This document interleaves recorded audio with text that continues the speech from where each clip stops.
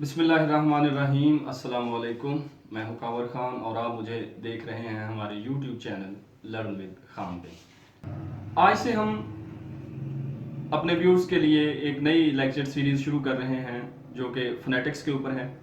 Phonetics linguistics की एक field है।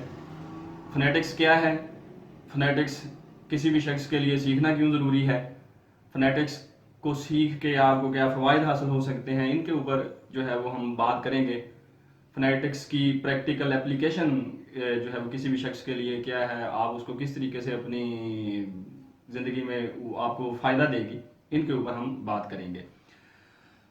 इससे पहले ये कुछ अल्फाज हम डिस्कस करेंगे। वो जो अल्फाज वन बाय वन आपकी स्क्रीन पे शो होंगे वो आप लोगों ने देखना है कि आप लोग उनको कैसे प्रोनाउंस करते रहे हैं, करते हैं। हो सकता है उनको आप दुरुस्त प्रोनाउंस करते हो सकता है गलत प्रोनाउंस करते हो। तो वो अल्फाज को आप भी पहले प्रोनाउंस करें, देखें, फिर मैं आपको बताऊंगा कि इनकी एक्चुअल एग्जैक्ट प्रोनाउंसिएशन जो है वो क्या है। इसके बाद आगे फिर हम फोनेटिक्स के ऊपर बात करेंगे। तो पहला वर्ड जो स्क्रीन पे शो हो रहा है, आप उसको देखें कि उसकी क्या प्रोनाउंसिएशन है। हम लोग इसको, जो हमारे उस्ताद कराम ने पढ़ाया हुआ है, जो हमने सुना है लोगों से, हम इसको सजेशन पढ़ा करते थे। But this word is not suggestion, ये लफ्ज है सजेस्टन।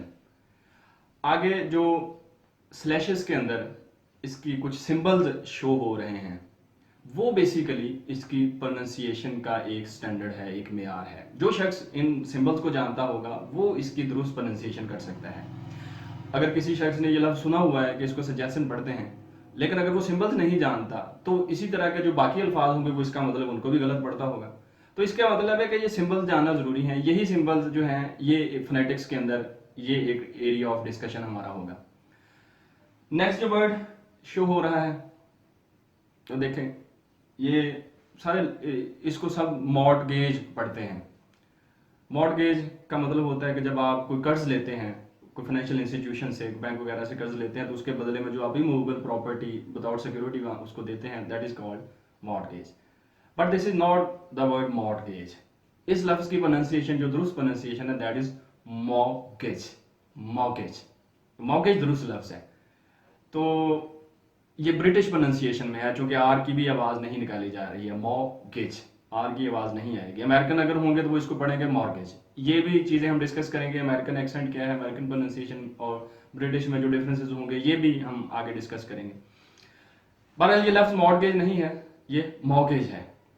तीसरा जो लफ्ज शो हो रहा है, अब ये एक बड़ा जनरली यूज्ड एक वर्ड है, WOMAN। सारे लोग इसको वो मैन ही पढ़ते हैं और बज़ाहर जो हरूफ है उसे वो मैन ही लगता है, लेकिन ये लफ्ज वो मैन नहीं है। ये लफ्ज है वूमन।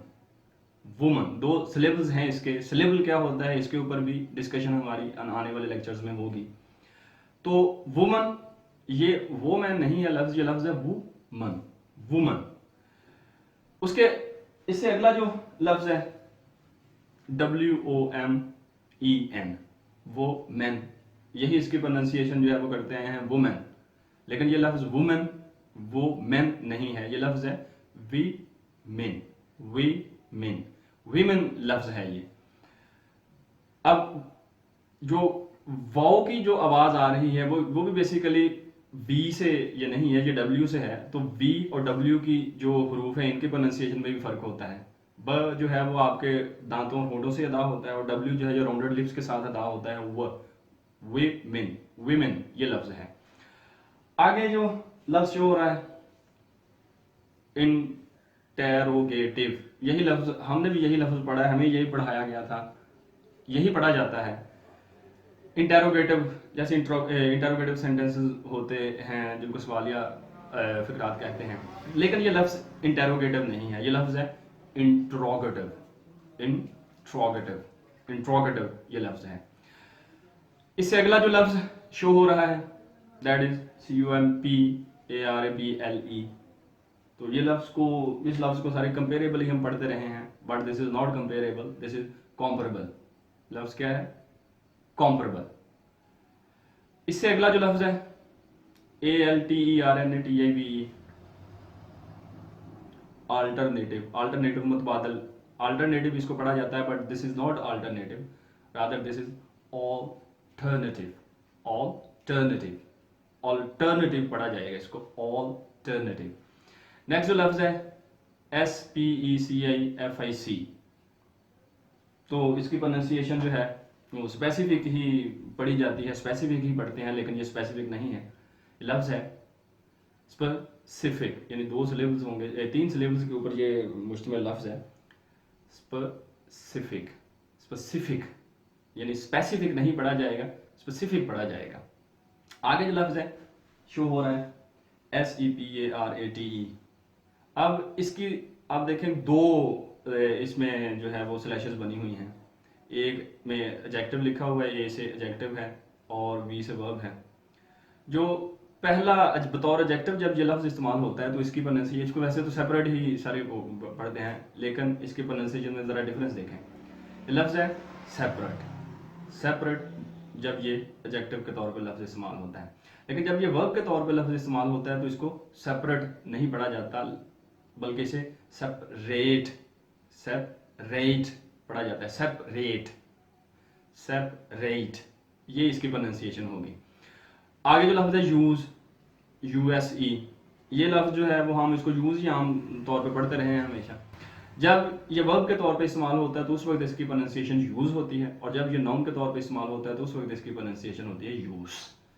अब ये मैंने चंद एग्जांपल्स आप लोगों के साथ शेयर किए हैं, ये 10 अल्फाज आपसे डिस्कस किए हैं, तो आप लोग देखें कि जो प्रोनाउंसिएशन हम इसकी करते हैं अपनी रोज़मर्रा ज़िंदगी में, वैसे अंग्रेज़ी के अल्फाज जो हैं उस तरीके से पढ़े नहीं जाते, और कोई भी शख्स इनको दुरुस्त उस वक्त तक नहीं पढ़ सकता जब तक कि वो फोनेटिक्स को नहीं जानता होगा। फोनेटिक्स के अंदर ये जो सिंबल्स यूज़ हो रहे हैं ये क्या हैं, इनके ऊपर हम फिर फर्दर डिस्कशन करेंगे कि ये क्या है, इनका मकसद क्या है, ये क्या आवाज़ें दे रहे हैं। उनकी समझ बूझ से ही आप फोनेटिक्स को जानते हुए ही दुरुस्त प्रोनाउंसिएशन कर सकते हैं। तो ये लेक्चर आज का यहाँ तक ही। अगले लेक्चर में हम फोनेटिक्स की डेफिनेशन देखेंगे और फोनेटिक्स को हम फर्दर उसकी डिटेल में जाके आगे इसके ऊपर बात करेंगे। तो इंशाल्लाह इन तमाम लेक्चर्स के एंड तक आप बहुत कुछ आपको नया सीखने को मिलेगा, तो आपको पता चलेगा कि किस तरीके से अंग्रेज़ी को आपने बोलना है। तब अगले लेक्चर में फिर मिलेंगे, तब तक के लिए खुदा।